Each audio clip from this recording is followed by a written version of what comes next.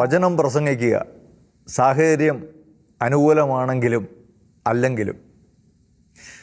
സാഹചര്യങ്ങളെല്ലാം തികച്ചും പ്രതികൂലമായിരിക്കുമ്പോഴും എന്നെ ശക്തനാക്കുന്നവൻ മുഖാന്തരം എനിക്ക് സകലതും ചെയ്യാൻ സാധിക്കുമെന്ന പൗലോസ്ലീഹായുടെ വാക്കുകൾ അനർത്ഥമാക്കിക്കൊണ്ട് കർത്താവിൻ്റെ സുവിശേഷത്തിന് വേണ്ടി ജീവിതം മുഴുവൻ മാറ്റിവെച്ച ഒരു മനുഷ്യൻ, നെഞ്ചിന് കീഴേക്ക് ചലനശേഷിയില്ലാതെ, സ്പർശനശേഷിയില്ലാതെ, വീൽ ചെയറിൽ മാത്രം ഒതുങ്ങിപ്പോകുമായിരുന്ന ഒരു ജീവിതം ഇന്ന് അനേക ആയിരങ്ങൾക്ക് വേണ്ടി ബലപ്പെടുത്തുവാനായിട്ട്, അനേകരെ കർത്താവിലേക്ക് വളർത്തുവാനായിട്ട് തമ്പുരാൻ്റെ കയ്യിൽ പ്രയോജനപ്പെടുന്ന ബ്രദർ പുന്നപ്ര കുഞ്ഞുമോൻ എന്നറിയപ്പെടുന്ന സഹോദരൻ ഇന്ന് തൻ്റെ അനുഭവങ്ങൾ നമ്മളുമായിട്ട് പങ്കുവയ്ക്കുന്നു. ബ്രദറെ, ഷെക്കന ടെലിവിഷൻ്റെ തീ പിടിച്ചവരിലേക്ക് സ്വാഗതം. തനിയെ കാറോടിച്ചാണ് ഇവിടം വരെ വന്നത് എന്നറിഞ്ഞു. ഈ വീൽ ചെയറിൽ വർഷങ്ങളായിട്ട് ജീവിക്കുന്നൊരു വ്യക്തിക്ക് എങ്ങനെയാണ് ഇങ്ങനെ സ്വയം ഡ്രൈവ് ചെയ്ത് യാത്ര ചെയ്ത് വരാനൊക്കെ ആയിട്ട് പറ്റുന്നത്? വളരെ സത്യമായ ഒരു കാര്യം പറയാം. ഒരു പാട്ടിലിങ്ങനെ ഒരു പാട്ടുകാരൻ എഴുതി വച്ചിട്ടുണ്ട്, എൻ്റെ കർത്താവ് അറിയാതെ എനിക്കൊന്നും ഭവിക്കുകയില്ല. ആ പാട്ട് ഇപ്പം ഞാനൊരു 5000 പ്രാവശ്യമെങ്കിലും പാടിയിട്ടുണ്ട്. കാരണം കർത്താവ് അറിയാതെ എനിക്കൊന്നും വരത്തില്ലെങ്കിൽ കർത്താവ് അറിഞ്ഞു വരുന്നതെല്ലാം അനുഗ്രഹമാണെന്ന തിരിച്ചറിവാണ് ഒരു വിശ്വാസിക്ക് വേണ്ടത്. എൻ്റെ ആക്സിഡൻറ്റ് കഴിഞ്ഞ് എൻ്റെ നെഞ്ചു മുതൽ തളർന്നു കഴിഞ്ഞിട്ട് എന്നോട് എൻ്റെ ഡോക്ടർ പറഞ്ഞ് ഇനി പെരക്കകത്തൊന്നും പുറത്തിറങ്ങാൻ പറ്റില്ല, കാരണം നെഞ്ചു പോലെ തളർന്ന ഒരാൾക്ക് ഒറ്റയ്ക്ക് പുറത്തിറങ്ങാൻ പറ്റില്ലല്ലോ. അത് കേട്ടിട്ട് വന്ന് സങ്കടമൊന്നും തോന്നിയില്ല, കാരണം ശുശ്രൂഷ മേഖലയിലായിരുന്നത് കൊണ്ട് അങ്ങനെ ഒരു നിരാശ മനസ്സിൽ തോന്നിയില്ല. എന്നെ കാണുന്നവരെല്ലാം കരയുമ്പോഴും ഞാൻ കരയാതെ ചിരിച്ചുകൊണ്ട്, എന്തിനാണ് നിങ്ങൾ കരയുന്നത്? സാരമില്ല, കുറച്ച് കഴിയുമ്പം അന്നത്തെ എൻ്റെ വിചാരം കുറേ നാൾ ഇങ്ങനെ കിടക്കും, അത് കഴിയുമ്പോൾ നമ്മൾ എഴുന്നേറ്റ് നടക്കുമെന്നാണ്. പക്ഷേ 23 വർഷങ്ങൾക്ക് ശേഷവും നടന്നിട്ടില്ല. പക്ഷേ നടക്കാൻ കാലില്ലെങ്കിലും ഞാൻ ഈ ലോകം മുഴുവൻ ഓടി നടക്കുന്നു, കാരണം കർത്താവ് എന്നെ കൊണ്ട് നടക്കുന്നു. എങ്ങനെയായിരുന്നു ഇങ്ങനെ ഒരു അപകടം സംഭവിക്കാനിടയായ സാഹചര്യം? 94 ധ്യാനം കൂടി ഇപ്പോൾ എനിക്കൊരു കാര്യം മനസ്സിലായി, ദൈവത്തെ കളിപ്പിക്കാൻ പറ്റിയല്ല. നമ്മളിപ്പോൾ ആരും കാണുന്നില്ലെന്ന് വിചാരിച്ച് പാപം ചെയ്യുന്ന മനുഷ്യൻ അറിയുന്നില്ല ഇതെല്ലാം കർത്താവ് കണ്ടുകൊണ്ടിരിക്കുകയാണെന്ന്. സ്നേഹനിധിയായ കർത്താവ് കാണുന്നു. ആ തിരിച്ചറിവ് ആ ധ്യാനത്തിലൂടെ കിട്ടിയതോടുകൂടി ഞാൻ കർത്താവിനോട് പറഞ്ഞു, ഇതുവരെയുള്ള എൻ്റെ പോരായ്മ നീ ക്ഷമിക്കണം, ഇനി നമുക്കൊന്നിച്ച് പോകാം കർത്താവേ, നീ എന്നെ ഉപേക്ഷിക്കരുത്. കർത്താവിൻ്റെ കൂടെ ചേർന്ന് ജീവിതം തുടങ്ങി. പാട്ട് പാടുന്നൊരു മനുഷ്യനായിരുന്നു, അപ്പം അത്യാവശ്യം നന്നായിട്ട് പാടുമായിരുന്നു. ശുശ്രൂഷകളിൽ പാടാൻ പോണു. പാടുന്നതോടൊപ്പം തന്നെ കർത്താവ് സംസാരിക്കാനുള്ള കൃപ നൽകുന്നു. ജീവിതത്തിൻ്റെ അവസ്ഥകളിലൂടെ ദൈവവചനം അതുപോലെ വ്യാഖ്യാനിക്കുകയല്ല, ദൈവവചനം ജീവിതം കൊണ്ട് വ്യാഖ്യാനിച്ചിട്ടുള്ള മനുഷ്യരെ, അവരെയും അതുപോലുള്ളവരുടെയും സഹനങ്ങളെയൊക്കെ പറഞ്ഞുകൊണ്ട് ഞാനിങ്ങനെ പറയുന്നു. അപ്പോൾ നല്ലൊരു അഭിഷേകത്തോടെ ശുശ്രൂഷയിൽ നിൽക്കുന്നു. 97 ഒരു ആക്സിഡൻറ്റിൽ ഒരു ചേട്ടൻ മരിക്കുന്നു. അങ്ങനെ കുടുംബത്ത് വല്ലാത്തൊരു സഹനം. ഞങ്ങൾ 11 മക്കളാണ്, 7 ആണും 4 പെണ്ണും. അതിൽ രണ്ടാമത്തെ ചേട്ടനാണ് മരിക്കുന്നത്. അപ്പോൾ ഞാൻ നല്ല പ്രാർത്ഥനയിലായിരുന്ന കാലത്താണ് ചേട്ടൻ്റെ മരണം. അപ്പോൾ എല്ലാവരും എന്നോട് ചോദിച്ചു, നീ വലിയ പ്രാർത്ഥനക്കാരനാണ്, എന്നിട്ട് എന്താ ചേട്ടൻ ഇങ്ങനെ മരിച്ച്? അപ്പോൾ ഞാൻ പറഞ്ഞു, എനിക്കറിയില്ല, ചേട്ടൻ മരിച്ചു എന്നുള്ളത് സത്യമാണ്. ഏതായാലും അങ്ങനെ ആ ചേട്ടൻ്റെ സങ്കടമെല്ലാം മാറി. കുറേ 6 മാസം കഴിഞ്ഞപ്പോൾ ഞാൻ എൻ്റെ വർക്ക് സൈറ്റിൽ ചെല്ലുമ്പോൾ ഇതുപോലെ പണിക്കാരൊരു ഇരുമ്പ് സാധനം ഉയർത്തുന്നു, മുക്കാലി ഉയർത്തുന്നു. അപ്പോൾ എൻ്റെ ചേട്ടന്മാർ, വേറെ ചില ചേട്ടന്മാരും ഒക്കെ ഉണ്ട്, എല്ലാവരും കൂടെ ഉയർത്താനിരിക്കുമ്പോൾ എന്നെ വിളിച്ചു, നീ കൂടെ പാടാമെന്ന് പറഞ്ഞു. അപ്പോൾ ഞാനും കൂടെ ചെന്ന് അവരുടെ കൂടെ അത് ഉയർത്തുകയാണ്. മുകളിലേക്ക് ഉയർന്നത് കുറേ മുകളിലേക്ക് വന്നിട്ട് ഒരിക്കലും സംഭവിക്കാത്തതുപോലെ പെട്ടെന്ന് അത് മറിഞ്ഞു വീണു. ഞാൻ നിന്ന വശത്തേക്കാണ് വന്നത്. എൻ്റെ തോളിൽ ആ 3 ടൺ ഭാരം വരും. അത് ഞാൻ ഒറ്റയ്ക്ക് ആ ഭാരം താങ്ങി ഇരുന്ന് വീണു. അന്ന് ഇരുന്ന് വീഴുമ്പോൾ എനിക്കൊന്നും പറ്റിയിട്ടില്ല. ഒരു സോഡ പൊട്ടുന്നത് പോലൊരു ശബ്ദം നെഞ്ചിൻ്റെ ഉള്ളിൽ കേട്ടു, അത്ര മാത്രമേ ഉള്ളൂ. വേറെ എനിക്ക് വേദനയില്ല, മുറിവില്ല, അങ്ങനെ വേറെ പ്രശ്നമൊന്നും ഉള്ളതായിട്ട് തോന്നുന്നില്ല. ഞാൻ വിളിച്ചു കൂവി, ഓടിപാടാ ഇത് പിടിച്ച് പൊക്ക്. എല്ലാവരും കൂടെ ആ ഇരുമ്പ് പൊക്കിയിട്ട് തന്നെ ഞാൻ അടിയിൽ നിന്ന് എടുത്ത് മാറ്റി നിർത്തിയിട്ട് കാലുറയ്ക്കുന്നില്ല, കാല് മടങ്ങിപ്പോകുന്നു. അവിടുന്ന് തന്നെ എടുത്തു നേരെ പുഷ്പഗിരി ആശുപത്രി കൊണ്ടുവന്ന് അഡ്മിറ്റ് ചെയ്തു. അപ്പോൾ ഡോക്ടറിനോട് ചെന്നാ പറ്റി. ഞാൻ പറഞ്ഞു, എനിക്കൊന്നും പറ്റിയില്ല. എവിടെ വെച്ചായിരുന്നു ഈ സംഭവം? എടത്വ, എൻ്റെ കുട്ടനാട്ടിൽ, എൻ്റെ നാട്ടിലാണ്. ഞങ്ങൾക്ക് സ്വന്തമായിട്ടൊരു കൺസ്ട്രക്ഷൻ കമ്പനി ഉണ്ടായിരുന്നു, അതിലായിരുന്നു ഈ അപകടം ഉണ്ടാകുന്നത്. അപ്പോൾ ഡോക്ടറോട് ഞാൻ പറഞ്ഞു, എനിക്ക് കുഴപ്പമൊന്നുമില്ലെന്ന് പറഞ്ഞാൽ എനിക്ക് വേറെ ഫീലിംഗ് ഒന്നുമില്ല, വേദനയില്ല, അപ്പം നിൽക്കാൻ പറ്റുന്നില്ല, ഇച്ചിരി കഴിയുമ്പോൾ അങ്ങ് നിൽക്കാമല്ലോ, ആ ഒരു വിചാരത്തിലായിരുന്നു. ഏതായാലും അവിടുന്ന് അവരെൻ്റെ നട്ടലിൻ്റെ എക്സ്റേ എടുത്ത് കഴിഞ്ഞിട്ട് ഡോക്ടർമാരൊന്നും മിണ്ടുന്നില്ല. എന്നുവെച്ചാൽ ഓവർലോഡ് വന്നിട്ട് നട്ടെല്ലിനിടയിലെ സ്പൈനൽ കോഡ് ജാമായിപ്പോയി. അതാണ് ഈ നെഞ്ചിൻ്റെ ലെവലിലാണ് അത് സംഭവിച്ചത്. അതിന് താഴോട്ടുള്ളതാണ് ഈ കണക്ഷൻ പോയത്. അപ്പോൾ അവിടുത്തെ ഓർത്തോയുടെ ഡോക്ടർ വന്ന് അദ്ദേഹം ഇങ്ങനെ ഒരു സൂചിയുമായിട്ട് വന്നിട്ട് കിടക്കുന്ന എൻ്റെ കാലിൻ്റെ വെള്ളയ്ക്ക് കുത്തി. അപ്പോൾ കുത്തുമ്പോൾ എന്നോട് പറയുന്നുണ്ട്, സൂചി കൊള്ളുമ്പോൾ പറയണം. കാലിൻ്റെ വെള്ളയ്ക്ക് കുത്തി, ഞാൻ അറിഞ്ഞില്ല. എൻ്റെ കണങ്കാലിന് കുത്തി, അറിഞ്ഞില്ല. മുട്ട കുത്തി, തൊടയെ കുത്തി, അടിവയറിന് കുത്തി. പറയണം കേട്ടോ, സൂചി കൊള്ളുമ്പോൾ പറയണമെന്ന് ഡോക്ടർ പറയുന്നുണ്ട്. ഇങ്ങനെ കുത്തി കുത്തി ഇങ്ങനെ കൊണ്ടുവന്ന് നെഞ്ചിൻ്റെ കുഴിക്ക് കുത്തിയപ്പോൾ ഞാൻ പറഞ്ഞു സൂചി കൊള്ളുന്നുണ്ടെന്ന് പറഞ്ഞു. 98 ജനുവരി 19 രാവിലെ 10:30 സമയത്ത്, ആ സമയം മുതൽ ഈ സമയം വരെ ഈ നെഞ്ച് മുതൽ താഴോട്ടുള്ള യാതൊരു കാര്യങ്ങളും അറിയില്ല. എത്രാമത്തെ വയസ്സിലായിരുന്നു ഇത് സംഭവിച്ചത്? 42-ാമത്തെ വയസ്സിൽ. വിശപ്പറിയില്ല, ദാഹമറിയില്ല, മലമൂത്ര വിസർജനം അറിയില്ല, നെഞ്ചിന് താഴോട്ട് സെൻസില്ല, കൺട്രോളില്ല. വിശപ്പ് പോലും അറിയാൻ പറ്റുന്നില്ല? ഇല്ല, അറിയില്ല. ദാഹം അറിയാൻ പറ്റുന്നില്ല? ഇല്ല. അതുകൊണ്ടാണ് ഈ വെള്ളം കൂപ്പി കൂടെ ഇങ്ങനെ കൊണ്ടു നടക്കുന്നത്. എനിക്ക് കൂടുതൽ ദാഹം വരുമ്പോൾ ഇക്കിളെടുക്കും. നമുക്ക് സാധാരണ അങ്ങനെ അല്ലല്ലോ, നമുക്ക് ദാഹം തോന്നില്ല, അങ്ങനെയില്ല. വിശപ്പ് ഫീൽ ചെയ്യുന്നില്ല? ഇല്ല, വിശപ്പ് ഫീൽ ചെയ്യില്ല. പിന്നെ അപ്പോൾ ഭക്ഷണം കഴിക്കുന്നത് നമ്മളിപ്പോൾ ഇന്നിപ്പം ഉച്ചയ്ക്ക് കഴിച്ചില്ലെങ്കിൽ ഇന്ന് വൈകുന്നേരം ആകുമ്പോൾ ക്ഷീണം കൂടും, നാളെ ആകുമ്പോൾ ക്ഷീണം കൂടി വരും. അപ്പം അങ്ങനെയുള്ളൊരു ഇത് വെച്ച് നമ്മൾ ആഹാരം കഴിച്ച് ജീവിക്കുന്ന മനുഷ്യരായതുകൊണ്ട് ആ സമയമാകുമ്പോൾ നമുക്കൊരു മനസ്സിലൊരു തോന്നലൊക്കെ ഉണ്ട്, അങ്ങനെ കഴിക്കാം.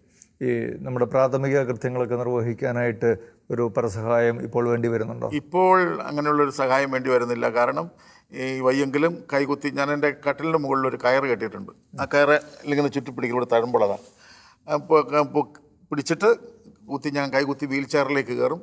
എന്നിട്ട് ആദ്യകാലങ്ങളിൽ വേറെ ആരും വേണ്ടായിരുന്നു. വീൽ ചെയർ ഉരുട്ടി ബാത്റൂമിൽ ചെല്ലും. ബാത്റൂമിൻ്റെ മുകളിൽ ഇതുപോലെ ഒരു നാട കെട്ടിയിട്ടിട്ടുണ്ട്.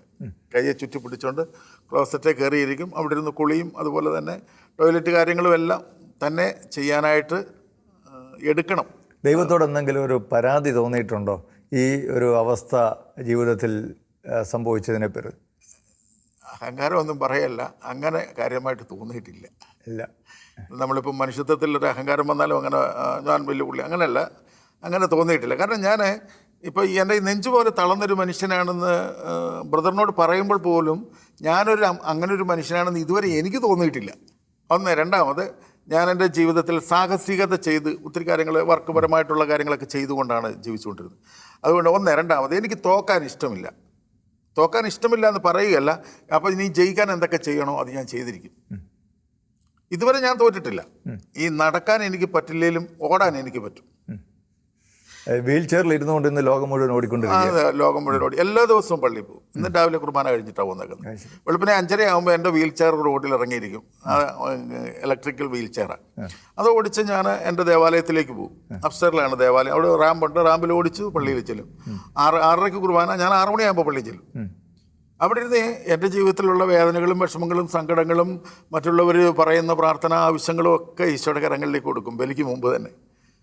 ഞാൻ പറയും, കർത്താവേ, ഒരുപാടുണ്ട്, ഇതൊക്കെ നിൻ്റെ ബലിപീഠത്തിൽ ഞാൻ കാഴ്ച വസ്തുവായിട്ട് വെക്കുന്നു എന്ന് പറഞ്ഞുകൊണ്ട് അങ്ങനെ എൻ്റെ മനസ്സൊന്ന് കാലിയാക്കി ഞാനൊന്ന് ഫ്രീ ആയ ശേഷമായിരിക്കും ബലി തുടങ്ങുന്നത്. അപ്പോൾ ആ ബലി ഭയങ്കര അഭിഷേകം. കാരണം എല്ലാവരും പ്രാർത്ഥന, കുർബാന കഴിഞ്ഞിട്ട് കുറേ നേരം പള്ളിയിൽ ഇരുന്ന് പ്രാർത്ഥിക്കുന്നത് മോശമാണെന്നൊന്നും ഞാൻ പറയുന്നില്ല. പക്ഷെ അതിൽ ഫാർ ബെറ്റർ ആയിരിക്കും ആദ്യം പോയി ഒരു 15 മിനിറ്റ് ഇരുന്ന് പ്രാർത്ഥിക്കാമെങ്കിൽ. കാരണം രണ്ട് കാലിനും നല്ല ആരോഗ്യവും നല്ല സ്ഥിതിയിലും ഉള്ളവർക്ക് ചെയ്യാൻ പറ്റാത്ത പല കാര്യങ്ങളും കുഞ്ഞോൻ ബ്രദർ ചെയ്യുന്നുണ്ട്. അതിൻ്റെ പിന്നിലെ രഹസ്യമെന്ന് പറയുന്നത് വാസ്തവത്തിൽ കർത്താവിനോടുള്ള ആ ഒരു ബന്ധത്തിൽ നിന്ന് ലഭിക്കുന്ന ആ ഒരു ആത്മശക്തിയാണോ? കർത്താവിൽ ആശ്രയിക്കുക എന്ന് മാത്രമേ നമുക്ക് ചെയ്യാനുള്ളൂ. ബാക്കിയൊക്കെ നമ്മളെ കൊണ്ട് കർത്താവ് ചെയ്യിക്കുന്നതാണ്. അതാണ് മനസ്സിലാക്കേണ്ടത്. ഇപ്പം സാധാരണ മനുഷ്യന് മനസ്സിലാകാത്തൊരു കാര്യമാണ്, ഞാനിത് ചെയ്തു, ഞാനിങ്ങനെ വിലയെടുത്തു, ഞാൻ ഇത്രയും കാശുണ്ടാക്കി, ഞാനിങ്ങനെ മത്സരിച്ച് ജയിച്ചു. ഇതൊക്കെ ഈ മത്സരിക്കാൻ ഇവന് ബലം കൊടുത്തതാരാന്ന് മറന്നു പോകുന്നതുകൊണ്ടാണ് അങ്ങനെ പറയുന്നത്. ദൈവാനുഗ്രഹത്താൽ ഇങ്ങനെയൊക്കെ ചെയ്യാൻ പറ്റിയെന്ന് പറയുന്നതാണ് സത്യമായിട്ടും അതിൻ്റെ കൃത്യമായ ആൻസർ. പക്ഷെ മനുഷ്യൻ അത്രയും മനസ്സിലാകാത്തത് കൊണ്ട് അവൻ പറയും, ഞാൻ ചെയ്തു, ഞാൻ അധ്വാനിച്ചു, ഞാൻ വലിയ പുള്ളിയാണെന്നുള്ള ഒരു ഭാവത്തിൽ അങ്ങനെ വരുന്നുണ്ട്. പക്ഷെ ഞാൻ അങ്ങനെ പറയുന്നില്ല. ഞാൻ ഒറ്റയ്ക്കൊന്നും ചെയ്യുന്നില്ല, ഞാനും എൻ്റെ കർത്താവും കൂടെ. ഈ സുവിശേഷ പ്രഘോഷണ മേഖലയിലേക്ക് തിരിയുന്നത് എന്ന് മുതലാണ്? ഈ അപകടത്തിന് ശേഷമാണോ? അല്ല, അപകടത്തിന് മുമ്പ് മുതൽ എനിക്ക് എൻ്റെ ജീവിതത്തിൽ ഈ മാനസാന്തരത്തിൽ വന്ന അന്ന് എൻ്റെ ഏറ്റവും വലിയ ആഗ്രഹം ലോകം അറിയുന്നൊരു സുവിശേഷനാകുക എന്നുള്ള ഒറ്റ ആഗ്രഹമായിരുന്നു. അതിന് എനിക്കെന്ത് ക്വാളിറ്റി ഉണ്ട്, അതിനെനിക്ക് എന്ത് അറിവുണ്ട്, ഇതൊന്നും എനിക്കറിയില്ല. പക്ഷെ ഒറ്റ ആഗ്രഹം ഇത് മാത്രമാണ്, ലോകം അറിയുന്നൊരു സുവിശേഷകനാകുക. പക്ഷേ ഞാൻ ആക്സിഡൻ്റ് ആയി കഴിഞ്ഞപ്പോൾ എൻ്റെ കൂടെയുള്ള ശുശ്രൂഷകരെല്ലാം പറഞ്ഞു, അയ്യോ പോയല്ലോ, ഇനിയും നിന്നെ കൊണ്ടൊന്നും പറ്റത്തില്ല. പക്ഷെ അവർക്കിത് ശുശ്രൂഷയില്ല, എനിക്കിത് ശുശ്രൂഷയുണ്ട്. ഈ അപകടം സംഭവിച്ച് ശയ്യാവലംബി ആയി കഴിഞ്ഞപ്പോൾ ഇനിയും സുവിശേഷം പ്രസംഗിക്കാൻ കഴിയും എന്ന് തോന്നുമായിരുന്നു? കഴിയത്തില്ല എന്ന് തോന്നിയിട്ടില്ല. കഴിയുമെന്ന് തോന്നുകയായിരുന്നില്ലെങ്കിൽ പോലും അയ്യോ എൻ്റെ എല്ലാം കഴിഞ്ഞു പോയില്ല, അങ്ങനെ എനിക്ക് തോന്നിയിട്ടില്ല. എൻ്റെ ഉള്ളിൽ ഭയങ്കര ആഗ്രഹമായിരുന്നു. അതുകൊണ്ട് ഞാൻ കുറച്ച് നല്ല പാട്ടുകളൊക്കെ എഴുതി. കൂടെയുണ്ട് യേശു, കൂടെയുണ്ട്, കൂടെപ്പിറപ്പായി കൂടെയുണ്ട്, കൂട്ടുകാരനായി കൂടെയുണ്ട്, കൂട്ടം പിരിഞ്ഞാലും കൂടെയുണ്ട്, സന്തോഷത്തിലും കൂടെയുണ്ട്, സന്താപത്തിലും കൂടെയുണ്ട്, രോഗത്തിലും കൂടെയുണ്ട്, സൗഖ്യത്തിലും കൂടെയുണ്ട്. ഏത് സാഹചര്യത്തിലും കർത്താവ് കൂടെയുണ്ട്. അങ്ങനെയുള്ള പാട്ടൊക്കെ എഴുതുന്ന കട്ടിൽ കിടന്ന ശേഷമാണ്. അതുകൊണ്ട് നിരാശ വന്നിട്ടില്ല? ഒരിക്കലും അങ്ങനെ തോന്നിയിട്ടില്ല. ഞാൻ പറഞ്ഞല്ലോ, എന്നെ കാണാൻ ഹോസ്പിറ്റലിൽ വന്ന ഒരുപാട് പേരും കരയുകയായിരുന്നു. കാരണം അവരെല്ലാം അറിഞ്ഞു ഈ മനുഷ്യൻ ഇനി ഭൂമിയിൽ നടക്കത്തില്ലെന്ന്. ഞാൻ മാത്രം അറിഞ്ഞിട്ടില്ല, ഞാനിങ്ങനെ കിടക്കുക. അപ്പോൾ ഇവരെല്ലാം വന്നു. അപ്പം ഞാൻ ചോദിക്കും, നിങ്ങളെന്തിനാ കരയുന്നത്? ഇത് കുറച്ച് നാൾ ഇങ്ങനെ കിടക്കും, അത് കഴിഞ്ഞ് നമ്മുടെ കർത്താവിൻ്റെ നാമത്തിൽ ഞാൻ നടക്കില്ലേ? ആന്റണി പയ്യപ്പള്ളി അച്ഛൻ എന്നെ കാണാൻ വന്നിട്ട് എൻ്റെ മുറി കയറുന്നില്ല. അച്ഛൻ പുറത്ത് നിൽക്കുന്ന ലോകയായിട്ട് ഇങ്ങനെ നിൽക്കുന്നത് ഞാൻ കണ്ടപ്പോൾ ഞാൻ ചോദിച്ചു, ഏത് അച്ഛനാണെന്ന് ചോദിച്ചപ്പോൾ ആന്റണി അച്ഛൻ എന്നെ അറിയാം. നമ്മുടെ അച്ഛൻ കയറി വരാൻ പറഞ്ഞു. അപ്പം ഒരു അപകടത്തിൽ ഇനി ഒരിക്കലും നടക്കത്തില്ല എന്ന് അറിയുന്ന ഒരാളോട് എന്നാ പറയണമെന്ന് വിചാരിച്ച് വിഷമിച്ച് അച്ഛൻ നിൽക്കുക. അപ്പോൾ അച്ഛനിങ്ങനെ മിണ്ടാതെ. ഞാൻ ചോദിച്ചു, അച്ഛനെന്താ മിണ്ടാത്തെ? അച്ഛൻ ഇങ്ങനെ സൂക്ഷിച്ച് നോക്കി. ഞാൻ പറഞ്ഞു, അച്ഛൻ പേടിക്കൊന്നും വേണ്ട. അച്ഛൻ 10,000 വിളിച്ച് പറയില്ലേ, നമ്മുടെ കർത്താവുണ്ട്, അവൻ നമ്മെ സുഖപ്പെടുത്തും, ബലപ്പെടുത്തും എന്നൊക്കെ പറയില്ലേ. ആ കർത്താവ് ഒരു ദിവസം എന്നെ എഴുന്നേൽപ്പിച്ച് നടത്തു വച്ചാ. അച്ഛൻ ചാടി എൻ്റെ കയ്യെ പിടിച്ചു പറഞ്ഞു, ഈ പ്രത്യാശ കളയല്ലേ, ഇതുകൊണ്ട് വലിയ പ്രതിഫലം കിട്ടും. ഇപ്പം നടത്തുമല്ല, വാസ്തവത്തിൽ ഓടിക്കൊണ്ടിരിക്കുക കർത്താവിന് വേണ്ടി. അല്ല, ഞാൻ ഈ കേരളം മുഴുവൻ മാത്രമല്ല, ഞാൻ തമിഴ്നാട്ടിൽ പോയി ശുശ്രൂഷ ചെയ്യുന്നുണ്ട്. അതുപോലെ തന്നെ ഒരു പ്രാവശ്യം ബാംഗ്ലൂർ പോയി ശുശ്രൂഷ ചെയ്തു. ഇതൊന്നുമല്ല, ഞാൻ ഫ്ലൈറ്റ് കയറി ഖത്തറിൽ 2 പ്രാവശ്യം പോയി. ഖത്തറിൽ കാണാൻ വേറെ ബാക്കിയൊന്നുമില്ല. ഖത്തറിലെ ഡെസർട്ടിൽ പോയി ഞാൻ വണ്ടി ഓടിച്ചു. അപ്പം ഞാൻ തന്നെ ഇരുന്ന് ചിരിക്കുക, എൻ്റെ ദൈവമേ, കാലുള്ള മനുഷ്യൻ പോലും ഈ ഡെസർട്ട് വന്നൊന്നും സാധാരണ വണ്ടി ഓടിക്കാൻ പറ്റത്തില്ല, പക്ഷെ കാലില്ലാത്ത എന്നെ നീ ഇവിടം വരെ കൊണ്ടുവന്ന് എന്തോ ഒരു അത്ഭുതമായത്. കർത്താവിൻ്റെ സ്നേഹം പറഞ്ഞാൽ തീരില്ല, എത്ര പറഞ്ഞാലും തീരില്ല. ഞാൻ പറയട്ടെ, കഴിഞ്ഞ 23 വർഷമായിട്ട് കർത്താവിനെ എല്ലാവർക്കും അറിയാം. പക്ഷേ കർത്താവ് നല്ലവനാണെന്ന് രുചിച്ചറിയുന്നത് ജീവിതത്തിൻ്റെ സഹനങ്ങളിലും സങ്കടങ്ങളിലും കൂടെ കടന്ന് കർത്താവിനോട് ചേർന്ന് നിൽക്കുമ്പോൾ മാത്രം. ദുരിതങ്ങൾ എനിക്ക് ഉപകാരമായെന്ന് സങ്കീർത്തകൻ പറഞ്ഞത് ചുമ്മാതല്ല. കാരണം സഹനമില്ലാതെ വിശുദ്ധിയില്ലാതെ സ്വർഗമില്ല. അതായത് ബ്രദർ പറഞ്ഞു വെക്കുന്നത്, സഹനത്തിലൂടെ കടന്നു പോകുമ്പോഴാണ് വാസ്തവത്തിൽ നമ്മളെ കർത്താവിൻ്റെ ആ സ്നേഹവും കരുതലും പരിപാലനയും ഇതൊക്കെ കൂടുതലായിട്ട് നമുക്ക് അനുഭവിക്കാൻ കഴിയുന്നതെന്നാണ് പറഞ്ഞു വരുന്നത്, അല്ലേ? ഉറപ്പായിട്ടും അങ്ങനെ. ഈ നമ്മൾ ഈ ചില കാര്യങ്ങൾ ധ്യാനിച്ചാൽ നമുക്കത് മനസ്സിലാകും. അതെന്ന് വെച്ച് കഴിഞ്ഞാൽ വാർദ്ധക്യത്തിൽ ഒന്ന് ധ്യാനിച്ചേ. മഹാതല്ലിപ്പുള്ളിയായി നടന്ന മനുഷ്യൻ ഭയങ്കര അഹങ്കാരിയായിട്ട്, വലിയ കാശുകാരനായിട്ട്, വലിയ ആർഭാടത്തിൽ, വലിയ തൻ്റെ ഇടത്തിലൊക്കെ നടന്ന മനുഷ്യൻ വാർദ്ധക്യത്തിൽ വരുന്ന സംഭവങ്ങൾ കണ്ടോ? കണ്ണിന് കാഴ്ചയില്ല, ചെവിക്ക് കേൾവിയില്ല, ഗ്രഹിക്കാൻ പറ്റുന്നില്ല, ഓർമ്മയില്ല, ബലമില്ല. അങ്ങനെ വലിയ വലിയ കാര്യങ്ങൾ ചെയ്തുകൊണ്ടിരുന്ന ആളിനെ നേരെ ഈ വാർദ്ധക്യം വന്ന് പിടിച്ച് പയ്യെ ഒതുക്കുക. അപ്പോൾ ഈ മനുഷ്യൻ ആരോഗ്യത്തോടെ നടന്ന് ചെയ്തു കൂട്ടിയ തിന്മകളെല്ലാം ആരോഗ്യം പോകുമ്പോൾ ഓർക്കും, ദൈവമേ എന്തൊക്കെ മണ്ടത്തരോ കാണിച്ച്, ഏതെല്ലാം ഷാപ്പിൽ കയറി കുടിച്ച്, ആരെയെല്ലാം തല്ലി, എന്തെല്ലാം തെറി പറഞ്ഞു. ഇപ്പം വെള്ളം വേണമെന്ന് പറയുന്ന ആവ് നേരെ നിൽക്കുന്നില്ല, പൊങ്ങുന്നില്ല. അപ്പോൾ ഈ ചെയ്തു പോയ അറിവില്ലായ്മയിൽ ചെയ്തു പോയത് ഈ അനുഭവത്തിൽ, സഹനാനുഭവങ്ങളിലൂടെ വരുമ്പോൾ വന്നുപോയ വീഴ്ചകൾക്ക് ദൈവത്തോട് മാപ്പ് പറഞ്ഞ് ശുദ്ധീകരിക്കപ്പെട്ട വാർദ്ധക്യത്തിൽ ചെന്നെത്തുക. ബ്രദറിൻ്റെ കുടുംബജീവിതത്തിലേക്ക് വന്നാൽ, കുടുംബം എങ്ങനെ, ഭാര്യയും മക്കളും ഒക്കെ ഈ അവസ്ഥയോട് അവർ വളരെയേറെ പൊരുത്തപ്പെടുകയും ബ്രദറിനെ സ്നേഹിച്ച് കൂടെ നിന്ന് എല്ലാ കാര്യങ്ങളിലും സഹായിച്ച് അങ്ങനെ തന്നെയാണ് കുടുംബജീവിതം മുന്നോട്ട് പോകുന്നത്? ഉറപ്പായിട്ടും അങ്ങനെയാണ്. എൻ്റെ ഭാര്യ, അവൾക്ക് അപ്പനും അമ്മയില്ല, സഹോദരങ്ങളുണ്ട്. അവളെ ഞാൻ ഭാര്യയായിട്ട് കൊണ്ടുവരുന്നു, ഞങ്ങൾ ഒന്നിച്ച് ജീവിക്കുന്നു. 12 വർഷം മാത്രമേ 2 കാലിൽ അവളുടെ കൂടെ ജീവിച്ചുള്ളൂ. ഇപ്പോൾ 23 വർഷം വീൽ ചെയറിലായി ജീവിച്ചു. അപ്പോൾ ഒരിക്കലും ഒരു പരിചയമില്ലാത്ത ഒരവസ്ഥയിലേക്കാണ് ജീവിതം മാറ്റപ്പെട്ടത്. അപ്പോൾ അങ്ങനെ വന്നപ്പോൾ 3 പെൺകുഞ്ഞുങ്ങൾ, 10 വയസ്സ്, 12 വയസ്സ്, 10 വയസ്സ്, 2.5 വയസ്സുള്ള 3 പെൺകുഞ്ഞുങ്ങളുടെ അപ്പനായി ജീവിക്കുമ്പോഴാണ് ആക്സിഡൻ്റ് ആയത്. അപ്പോൾ ജനമെല്ലാം ചോദിച്ചു, ഈ കൊച്ചുങ്ങളെ ആരും നോക്കും? അപ്പം ഞാനിങ്ങനെ ചിരിച്ചുകൊണ്ട് പറഞ്ഞു, ഈ കൊച്ചുങ്ങളൊന്നും എൻ്റെ അല്ല. ഈ കുഞ്ഞുങ്ങളെല്ലാം മനുഷ്യരുടെ ആണെങ്കിൽ ഇന്ന് മക്കളില്ലാത്ത മനുഷ്യരുണ്ടാകുകയല്ല കുടുംബജീവിതത്തിൽ. ഇന്ന് എത്രയോ പേർക്ക് മക്കളില്ലാതിരിക്കുന്നു. അപ്പം മക്കളൊന്നും മനുഷ്യരുടേതല്ല, മക്കൾ ദൈവത്തിൻ്റെയാണ്. അപ്പം മക്കൾ ദൈവത്തിൻ്റെ ആണെങ്കിൽ ആ ദൈവം നോക്കും ഇവരുടെ കൂടെ നടക്കാനോ ഇവരുടെ കൂടെ ചെല്ലാനോ ഇവരെ സഹായിക്കാനോ കഴിവില്ലാതെ ഒരു അപ്പനെ ദൈവം ആകാൻ അനുവദിച്ചെങ്കിൽ ആ ദൈവം എൻ്റെ മക്കളുടെ കൂടെ പോയിരിക്കും. അങ്ങനെ സാമ്പത്തികമായിട്ട് ആദ്യം ഭദ്രമായിരുന്നില്ല. ഒരുപാട് പേരുടെ സഹായം കൊണ്ട്, കൂടപ്പിറപ്പുകളും അതുപോലെ തന്നെ പല മനുഷ്യരുടെയും സഹായം കൊണ്ടാണ് മുന്നോട്ട് പോരാൻ പറ്റിയത്. പക്ഷെ ഞാൻ പറയുന്നത് അതൊരു വലിയ ഭാഗ്യമാണ്. അവിടെ ഒരുത്തൻ ഒരു സഹനത്തിലാകുന്നത് ഭാഗ്യമാണെന്ന് പറഞ്ഞാൽ സാധാരണ മനുഷ്യൻ നമ്മളെ ഓടിക്കും. വിവരക്കേട് പറയരുത്. പക്ഷെ അങ്ങനെയല്ല ഞാൻ പറയുന്നത്. ഇതൊരു പ്രത്യേക അവസ്ഥയിലേക്ക് ദൈവം മാറ്റുന്ന, ഈ സഹനമൊന്നും ആരും ചുമ്മാ ചെന്ന് കയറുന്നതല്ല, ദൈവം തരുന്ന, അനുവദിക്കുന്ന. യോബിൻ്റെ സഹനം സാത്താനോട് ദൈവം പറഞ്ഞു, നീ ചെയ്തോ, അനുവദിച്ചിരിക്കുന്നു, നീ പോയി അവനെ പീഡിപ്പിച്ചു അല്ലെങ്കിൽ വിഷമിപ്പിച്ചു എന്ന് പറഞ്ഞു. കർത്താവിൻ്റെ കയ്യൊപ്പില്ലാത്ത ഒരു സഹനവും ഒരു മനുഷ്യൻ്റെ മേലും വരില്ല. പക്ഷെ ജീവനെ തൊടാനായിട്ട് ഒരിക്കലും ദൈവം അനുവദിക്കില്ല.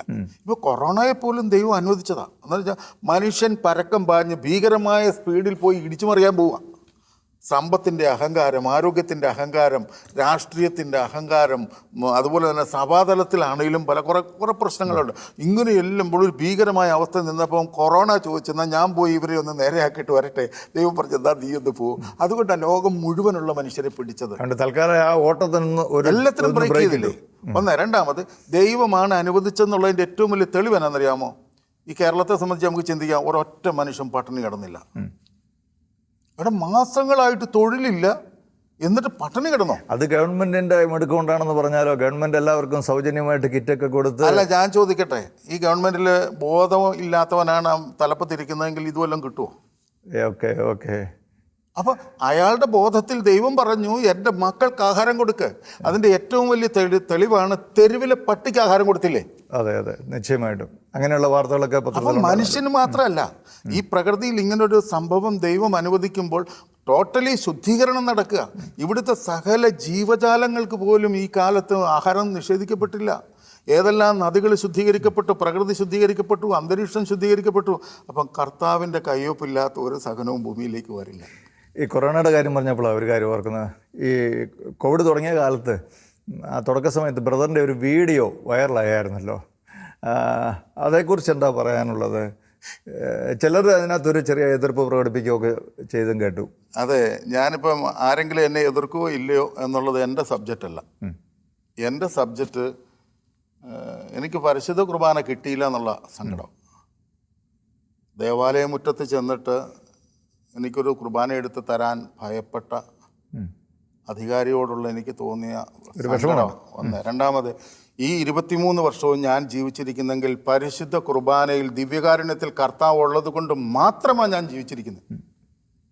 ഇത് ഫിസിക്കലായിട്ടുള്ള എന്തെങ്കിലും കഴിവോ, ബുദ്ധിപരമായ കഴിവോ, സാമ്പത്തിക കഴിവോ, അല്ലെങ്കിൽ മറ്റുള്ളവരെല്ലാം കൂടെ സഹായിക്കുന്നതിൻ്റെ കഴിവിലൊന്നുമല്ല ഞാൻ ജീവിച്ചിരിക്കുന്നത്. ദിവ്യകാരുണ്യത്തിൽ കർത്താവ് ഉള്ളത് കൊണ്ട് മാത്രം ജീവിച്ചിരിക്കുന്ന മനുഷ്യനാണ്. ഈ കൊറോണയുടെ സമയത്തും 5 പേര് പള്ളി കൂടുമ്പോൾ ഞാനുണ്ട് ആ കൂട്ടത്തിൽ. വഴക്കുണ്ടാക്കിയായിരിക്കും പലപ്പോഴും കയറുന്നത്. കാരണം എനിക്ക് കർത്താവില്ലാതെ ജീവിക്കാൻ പറ്റില്ല. അതുകൊണ്ടാണ്. അത് ഞാനിപ്പം ചിലപ്പോൾ അതൊക്കെ പറഞ്ഞതിന് ചിലർക്ക് ചില പ്രതിഷേധമൊക്കെ ഉണ്ടായി. ചില വൈദികരെ വിളിച്ചിട്ട് പറഞ്ഞു നന്നായിരുന്നു. കാരണം എന്താണെന്ന് ചോദിച്ചു കഴിഞ്ഞാൽ ഒരു ആത്മാവിൻ്റെ വല്ലാത്ത ഒരു സങ്കടമാണ് അവിടെ ഞങ്ങൾ കണ്ടത്. ആത്മായ ശുശ്രൂഷകരെ സഹായിക്കണമെന്നൊക്കെ പറഞ്ഞുകൊണ്ടുള്ള അങ്ങനെ ഞാൻ ഇട്ടു. കാരണം എന്താണെന്ന് ചോദിച്ചു കഴിഞ്ഞാൽ 20 കൊല്ലോ 25 കൊല്ലം ഞാൻ 20 വർഷത്തിന് മേലായി ശുശ്രൂഷ തുടങ്ങിയിട്ട്. കേരളത്തിലെ ഒരുമാതിരിപ്പെട്ട എല്ലാ ധ്യാന കേന്ദ്രങ്ങളിലും ഞാൻ ശുശ്രൂഷ ചെയ്തിട്ടുണ്ട്. ഒരുപാട് ഇടവകളിൽ ഞാൻ ശുശ്രൂഷ ചെയ്തിട്ടുണ്ട്. ഇങ്ങനെ ഒത്തിരി ശുശ്രൂഷയെല്ലാം ചെയ്തു വന്നു കഴിഞ്ഞിട്ടും ഈ ശുശ്രൂഷകർ വൈദികരുടെ കൂടെ നിന്ന് ധ്യാനമന്ത്രങ്ങളിൽ ശുശ്രൂഷ ചെയ്തവർ പട്ടിണി കിടക്കുമ്പോൾ അവരെ നിങ്ങൾ എങ്ങനെ എന്നോടൊരു സഹോദരൻ പറഞ്ഞ എങ്ങനെയാണ് ജീവിച്ചിരിപ്പുണ്ടോ എന്ന് പോലും വിളിച്ച് ചോദിച്ചില്ല എന്ന് പറഞ്ഞു. 22 കൊല്ലം ഞാനൊരു ധ്യാനമന്ദിരത്തിൻ്റെ പേരൊന്നും പറയുന്നില്ല. ആ മനുഷ്യൻ പറഞ്ഞത് ഇങ്ങനെയാ, നീ ജീവിച്ചിരിപ്പുണ്ടോ, എന്തെടുക്കുന്നതാ. ദൈവകൃപയിൽ ആർക്കും പട്ടിണി കിടക്കേണ്ട ഒരു സാഹചര്യം വന്നിട്ടില്ല ഇവിടെ. പക്ഷെ എങ്കിലും ഈ പറഞ്ഞതുപോലെ പട്ടിണി പലർക്കും ഉണ്ടായിരുന്നു. എനിക്കറിയാവുന്ന, കാരണം എനിക്ക് ഒത്തിരി ശുശ്രൂഷകരുമായിട്ട് ബന്ധമുണ്ടായിരുന്നു. കാരണം ഞാൻ ഈ ചെല്ലുന്ന വഴിയിലല്ല എന്നെ എല്ലാവരും അറിയുമല്ലോ. ഈ വീൽ ചെയറിൽ ഇങ്ങനെയുള്ള ചെല്ലുന്ന ആൾ ഞാനാഴുള്ളല്ലോ. അതുകൊണ്ട് അങ്ങനെ ഞങ്ങൾ ഓരോരുടെ കാര്യങ്ങളൊക്കെ ഷെയർ ചെയ്യും. അതിനകത്ത് ഒരു വലിയ ഭാഗ്യമുണ്ടായി കേട്ടോ. ഞാൻ ആ മെസ്സേജ് ഇട്ട് ശുശ്രൂഷകർ പട്ടിണിയാണെന്ന് അറിഞ്ഞപ്പോൾ എന്നെ ഒരു സഹോദരൻ വിദേശ രാജ്യത്തുനിന്ന് വിളിച്ചു കഴിഞ്ഞിട്ട് എന്നോട് ചോദിച്ചു, കുഞ്ഞോൻ ബ്രദറിന് പട്ടിണി ഉണ്ടോ എന്ന് ചോദിച്ചു. ഞാൻ പറഞ്ഞു, ദൈവത്തിൻ്റെ കൃപയാൽ ഇതുവരെ പട്ടിണിയില്ല. ദൈവം എനിക്ക് അത്യാവശ്യം, എനിക്ക് ഒത്തിരി കാശൊന്നും വേണ്ട, എനിക്ക് അത്യാവശ്യം ജീവിക്കാനുള്ള ആഹാരവും അതുപോലുള്ള എല്ലാ കാര്യവും ദൈവം ക്രമീകരിക്കുന്നുണ്ട്. പിന്നെ ആരെ പറ്റിയാണ് പറഞ്ഞതെന്ന് ചോദിച്ചാൽ പറഞ്ഞു, എൻ്റെ കൂടെ നടന്ന ശുശ്രൂഷ ചെയ്ത മനുഷ്യരുണ്ട്, അവരുടെ സങ്കടം അറിയാവുന്ന കൊണ്ട് പറഞ്ഞതാണെന്ന് പറഞ്ഞു. അവസാനം ആ മനുഷ്യൻ എന്നോട് പറഞ്ഞു, ഞാൻ കുറച്ച് കാശ് തരാം, ഒന്നും കൊടുക്കാമെന്ന് ചോദിച്ചു. ആ കാശ് ഇപ്പോൾ അന്ന് മുതൽ ഈ കഴിഞ്ഞ ആഴ്ച വരെ അത് പല വഴിയിൽ അതിൻ്റെ കയ്യിൽ കൊണ്ട് തരും. ഞാൻ ഓരോ മനുഷ്യരുടെ അക്കൗണ്ടിലേക്കോ നേരെ അടുത്ത് വരാൻ പറ്റുന്നവർക്കൊക്കെ അങ്ങനെ ചെയ്തുകൊണ്ടിരിക്കും. അപ്പോൾ പട്ടിണി അല്ലാന്ന് പറയരുത്. കാരണം എനിക്ക് കൂടെ അറിയാവുന്ന ഒത്തിരി ചങ്കോട് ചേർത്ത് വെക്കുന്നൊരു ശുശ്രൂഷകനുണ്ട്. നല്ലപോലെ പാടും, നല്ലപോലെ ഓർഗൻ വായിക്കും, നല്ലപോലെ ശുശ്രൂഷ ചെയ്യും. അങ്ങനെ നല്ല അഭിഷേകത്തോടെ നിൽക്കുന്നൊരു സഹോദരൻ. ചെറുപ്പം വിട്ടിട്ടില്ല. എന്നോട് പറഞ്ഞു, കുഞ്ഞോൻ ബ്രദറെ നിവർത്തിയില്ല. എന്നിട്ട് എന്നോട് പറഞ്ഞു, ഞാൻ തെങ്ങ് കയറുന്നൊരു മിഷ്യൻ വാങ്ങിച്ചു. ഞാൻ തെങ്ങ് കയറാൻ പോയിക്കൊണ്ടിരിക്കുക ഇപ്പം. അപ്പം തെങ്ങ് കയറാനാകുമ്പോൾ അത്യാവശ്യം ഇച്ചിരി പൈസയൊക്കെ കിട്ടും. അങ്ങനെ ഞാൻ ജീവിച്ചുകൊണ്ടിരിക്കുന്നു. അത് ഒരു ധ്യാന കേന്ദ്രത്തിൽ ഇരുന്ന മിഷ്യനാണ്. അവിടെ ഇങ്ങനെ ഉപയോഗമില്ലായിരുന്നപ്പോൾ അദ്ദേഹം അത് ചോദിച്ചു വാങ്ങിച്ചു കൊണ്ടുപോയത്. അതിനുശേഷം ആ തെങ്ങക്കറ്റം ഇല്ലാതെ വന്നപ്പം കരിങ്കല്ല് പണിക്ക് പോയി ആ മനുഷ്യൻ. മനസ്സിലാക്കിക്കോണം. ഇത് കൂടാതെ ഈ കോവിഡ് കാലത്ത് മുടി വെട്ടാൻ നിവൃത്തിയില്ലാതിരുന്ന വല്യപ്പച്ചന്മാർക്കും വല്യമ്മച്ചമാർക്കും ആ സഹോദരൻ വീട്ടിൽ ചെന്ന് മുടി വെട്ടിക്കൊടുത്തു. ഏത് ജോലി ചെയ്താലും അതിലെല്ലാം ദൈവത്തിൻ്റെ മഹത്വം ദർശിക്കുന്നു. ഞാൻ അന്നേരം അവനോട് പറഞ്ഞു, നീ എൻ്റെ അടുത്തായിരുന്നു, ഞാൻ നിനക്ക് കെട്ടിപ്പിടിച്ചൊരു ഉമ്മ തന്നേനെ. ഇതാണ് ശുശ്രൂഷ. പ്രസംഗിക്കാൻ ആർക്കും സാധിക്കും. പ്രവർത്തിക്കുക എന്ന് പറഞ്ഞാൽ ഒരു സാഹചര്യത്തിൽ എന്ത് വേണമെന്നറിഞ്ഞ് പ്രവർത്തിക്കുന്നതാണ് സുവിശേഷം. അത് വിശക്കുന്നവൻ്റെ മുന്നിൽ മത്തായിയുടെ സുവിശേഷത്തിന് വിലയൊന്നുമില്ല. അവിടെ പാത്രത്തിൽ വീഴുന്ന കഞ്ഞി എന്ന സുവിശേഷത്തിന് മാത്രമേ വിലയുള്ളൂ. അതാണ് കാരണം ആ സ്നേഹം കഞ്ഞിയായി തീരുമ്പോൾ അത് കഴിക്കുന്നവന് സമാധാനമാവും. അവന് കഞ്ഞി കൊടുത്തവനെയും അത് കൊടുക്കാൻ പ്രേരണ കൊടുത്തവനെയും അന്വേഷിക്കും, ദൈവത്തെ അന്വേഷിക്കും. അപ്പോൾ സുവിശേഷം രൂപം മാറിയേ പറ്റൂ. സുവിശേഷത്തിന് ആൾ രൂപം വരണം. ആളിൽ നിന്ന് വെളിപ്പെടുന്ന ദൈവസ്നേഹം വരണം, കരുണ വരണം, സഹായം വേണം, സംരക്ഷണം കൊടുക്കണം. ഇത് പി.യു. തോമസ് ചേട്ടൻ എങ്ങനെ കിട്ടിയേക്കുന്നത് ഇതൊക്കെ? ആ വ്യക്തി ശരിക്കും സുവിശേഷം മനുഷ്യനായ രൂപത്തിൽ വന്ന ആളാത്. എനിക്ക് വലിയ അത്ഭുതം തോന്നി. അദ്ദേഹത്തിൻ്റെ ഒരു മെസ്സേജ് ഞാൻ കണ്ടു. വളരെ രസം എന്ന് പറഞ്ഞു കഴിഞ്ഞാൽ, ശുശ്രൂഷകരെല്ലാം കൂടി ചെന്നിച്ച് പറഞ്ഞു, ശുശ്രൂഷകർക്ക് ഇങ്ങനെ വിഷമമാണ്. ഒരു വലിയ ബ്രദർ എന്നിട്ട് പറഞ്ഞു, അപ്പോൾ പറഞ്ഞു, നമുക്ക് കുറച്ച് അരി കൊടുക്കാം. അപ്പോൾ എത്ര അരി കൊടുക്കാം? ആദ്യം പുള്ളി പറഞ്ഞൊരു 10 ചാക്ക് കൊടുക്കാം. അത് കഴിഞ്ഞ് പുള്ളി പറഞ്ഞു ഒരു 15 ചാക്ക് കൊടുക്കാം. 15 ചാക്ക് അരിയും അതിനടുത്ത് അത്യാവശ്യം കാര്യങ്ങളും എല്ലാം കൂടെ ശുശ്രൂഷകർക്കായി വിളമ്പി കൊടുത്തു. എന്നിട്ട് അതിൻ്റെ താഴേക്ക് ഇങ്ങനെ എഴുതിയേക്കുന്നു, ഇത് കൊണ്ടുപോയി അന്ന് വൈകുന്നേരം എനിക്കൊരു ഫോൺ കോള്. ആ ഫോൺ കോളിൽ ഇങ്ങനെ പറഞ്ഞേക്കുന്നത്, തോമസ് ചേട്ടനാണോ? അതെ, ഞാനിപ്പം ആലുവയിൽ നിന്നാണ് വിളിക്കുന്നത്. ഞാനൊരു 15 ചാക്ക് അരി വണ്ടിയെ കയറ്റി അങ്ങോട്ട് വിടുക എന്ന് പറഞ്ഞു. 15 ചാക്കല്ല 20 ചാക്ക. എന്താ എന്തെങ്കിലും ആയിക്കോട്ടെ. ഞാൻ പറഞ്ഞത്, ഒഴുകാത്ത ജലമെല്ലാം ദുഷിച്ചു പോകും, ഒഴുകുന്ന ജലം സമൃദ്ധി നൽകും. ഒഴുകുന്നിടത്തും സമൃദ്ധി നൽകും, മുകളിൽ നിന്ന് ഒഴുകി വരും. ഇതുപോലെ സമ്പത്ത് പങ്കുവച്ചാലേ വളരത്തുള്ളൂ. അത് മനുഷ്യൻ മാത്രമല്ല വളരുന്നത്, ആത്മാവും വളരും. ഇവിടെ ഇപ്പോൾ എന്താ സംഭവം എന്നറിയോ? സമ്പത്ത് പെരുകുന്നതനുസരിച്ച് ആത്മാവ് ചുരുങ്ങിക്കൊണ്ടിരിക്കുക.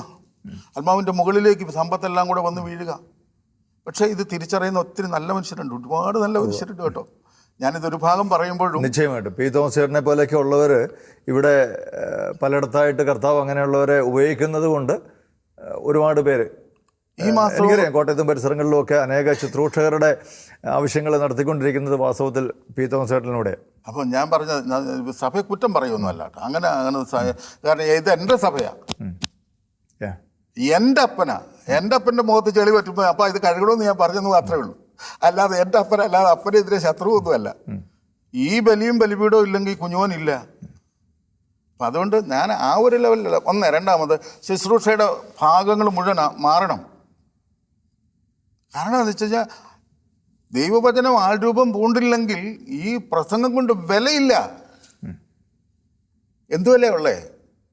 പട്ടിണി കിടക്കുന്നിടത്ത് എന്ന് വെച്ചാൽ ദൈവം സ്നേഹമാണെന്ന് 10,000 പ്രാവശ്യം പറഞ്ഞിട്ട് അവിടെ എങ്ങാനും വല്ല ദൈവവചനവും ജീവിതം കൊണ്ട് വ്യാഖ്യാനിക്കാൻ പറ്റുമോ? അവന് കഞ്ഞി കൊടുക്കാനുള്ള വഴി നമ്മൾ നോക്കണം. പക്ഷെ കഞ്ഞി കൊടുക്കുന്നതോടൊപ്പം അവന് കർത്താവിനെ കൂടെ കൊടുക്കണം. നിശ്ചയമായിട്ടും നമ്മുടെ ഉള്ളിലുള്ള കർത്താവിനെ കാണിച്ചു കൊടുക്കണമെന്നേ. കുഞ്ഞോൻ ചേട്ടാ, ഈ അവസ്ഥയിലും ഈ പലയിടത്തും നമ്മൾ ശുശ്രൂഷയ്ക്കൊക്കെ ചെല്ലുമ്പോൾ ഈ വീൽ ചെയറിലൊക്കെ ഇരിക്കുന്നൊരു വ്യക്തി എന്നുള്ള നിലയിൽ ചില സഹതാപങ്ങളൊക്കെ സമൂഹത്തിൽ നിന്നും ഒക്കെ കിട്ടാറുണ്ട്. പക്ഷേ കുഞ്ഞോൻ ചേട്ടൻ വാസ്തവത്തിൽ ആ സഹതാപമാണോ പ്രതീക്ഷിക്കുന്നത്? അല്ല, ഒരിക്കലും ഞാൻ സഹതാപം സ്വീകരിക്കില്ല. വെളുപ്പിനെ 5-5:30 ആകുമ്പോൾ എൻ്റെ വീൽ ചെയർ റോഡിൽ കൂടെ ഓടി പോകുമ്പോൾ എറണാകുളം പട്ടണത്തിൽ നടക്കാൻ പോണ ഒത്തിരി മനുഷ്യരുണ്ട്. ഇവർക്ക് മുന്നിൽ കൂടെ വീൽ ചെയർ. ആദ്യമൊക്കെ ഇവരെന്നെ കണ്ടപ്പോൾ ആ പാട് ഇവർക്ക് വലിയ സങ്കടമായി. ഒരു മനുഷ്യൻ വീൽ ചെയറിൽ പോണു. പക്ഷെ ഞാൻ വളരെ ഹാപ്പി ആയിട്ടാണ് പോണേ. അപ്പം എനിക്കിത് വിഷമമായി. ഞാനിങ്ങനെ പ്രാർത്ഥിച്ചു, പരിശുദ്ധാത്മാവ് ഇതെന്തൊരു കഷ്ടമാണ്, എനിക്ക് എന്നെപ്പറ്റി കഷ്ടമില്ല, ഇവരൊക്കെ എൻ്റെ മുന്നിൽ ഇങ്ങനെ മുഖം ചുളിച്ച് നോക്കുന്നില്ല, ഞാൻ എന്നെ എടുക്കണം. പരിശുദ്ധാത്മാവ് വെളിപ്പെടുത്തി തന്ന ഒരേ ഒരു കാര്യം ഇതാണ്, എല്ലാവർക്കും നാളെ മുതൽ ഗുഡ് മോർണിംഗ് പറയാൻ പറഞ്ഞു. Uncle good morning, aunty good morning, ചേട്ടാ ഗുഡ് മോർണിംഗ്, മോനെ ഗുഡ് മോർണിംഗ്, മോളെ ഗുഡ് മോർണിംഗ്. ഗുഡ് മോർണിംഗ് പറയുമ്പോൾ അന്നേരം അവർ ചിരിച്ചുകൊണ്ട് തിരിച്ച് ഗുഡ് മോർണിംഗ് പറയും. അങ്ങനെ കുറേ ദിവസം കഴിഞ്ഞിട്ട് പിന്നെ ഞാൻ കുറച്ച് ദിവസം പോയില്ല. അപ്പോൾ പിന്നെ കണ്ടപ്പോൾ ഇവർ എന്നോട് ചോദിക്കുന്നുണ്ട്, അല്ല ഇപ്പോൾ കാണുന്നില്ലല്ലോ, ആയതാ പറ്റി? ഞാൻ പറയുന്നത്, നമ്മളിൽ ദൈവമുണ്ടെങ്കിൽ കൊടുക്കാൻ നമുക്ക് പറ്റും. നമ്മളിൽ ദൈവം ഇരിക്കേണ്ടടുത്ത് നിരാശയും സങ്കടവും വേദനയും എല്ലാം കൂടെ പെറുക്കി വെച്ചാൽ നമ്മളെ കാണുന്നവന് നമ്മളൊരു ശാപമായി തീരും. ബ്രദറെ, വളരെ ഹൃദയപരമാർത്ഥതയോടെ ഒരു കാര്യത്തിന് മറുപടി പറയണം. വാസ്തവത്തിൽ ഈ അവസ്ഥയിൽ അങ്ങ് പരിപൂർണമായിട്ടും സന്തോഷവാനാണോ? 100% സന്തോഷവാനാണ്. ആദ്യം ഇത് സ്വീകരിക്കപ്പെടുന്നിടം വരെ കുറച്ച് ബുദ്ധിമുട്ടുണ്ടായിരുന്നു. അത് കഴിഞ്ഞ് ഇത് സ്വീകരിച്ച് കഴിഞ്ഞപ്പോൾ 100% സത്യം പറയാം, നടക്കുക എന്നുള്ളത് മനുഷ്യൻ എന്ന നിലയിൽ എനിക്ക് ആഗ്രഹമാണ്. പക്ഷെ സത്യത്തിൽ ഇപ്പോൾ നടക്കാൻ തോന്നുന്നില്ല. അത് ഇങ്ങനെ ഇരുന്നിരുന്നങ്ങ് തോന്നുന്നതല്ല. എന്നാന്നറിയോ, ഇനി ഞാൻ നടക്കുകയാണെങ്കിലും കൃത്യമായും ദൈവത്തിൻ്റെ വഴിയിൽ നടക്കുമെന്ന് യാതൊരു ഗ്യാരണ്ടി കൊടുക്കാൻ പറ്റത്തില്ല. പക്ഷെ ഞാൻ ഇരിക്കുകയാണെങ്കിൽ ഉറപ്പ് ഈ ഞാൻ ഇരിക്കുന്ന സത്യമായിട്ടും ബ്രദറെ വീൽ ചെയറിലല്ല. ഇന്നലെ ഞാൻ ഏതാണ്ട് 16 മണിക്കൂർ ഇരുന്നു. 16 മണിക്കൂർ സാധാരണ മനുഷ്യൻ ഇരിക്കൽ ഒരു പ്രാവശ്യം പോലും എഴുന്നേറ്റ് നിൽക്കുകയോ ഒന്ന് നടന്നു മാറുകയോ ഒന്നും ചെയ്യാതാ.